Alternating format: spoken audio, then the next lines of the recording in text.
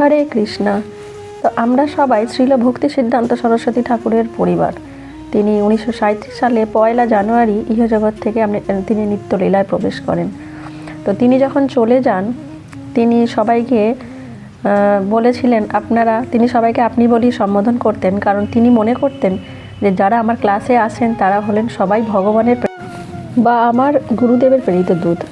তো তেনার পিতা ভক্তি বিনোদ ঠাকুর ও মাতা ভগবতী মাতা তারা যখন এই জগৎ থেকে চলে যান, তখন বলেন, বিমলা প্রসাদ, তুমি আমার এই নিতাই গৌরাঙ্গের বাণী এবং ভগবতমের বাণী সবার কাছে প্রচার করবে।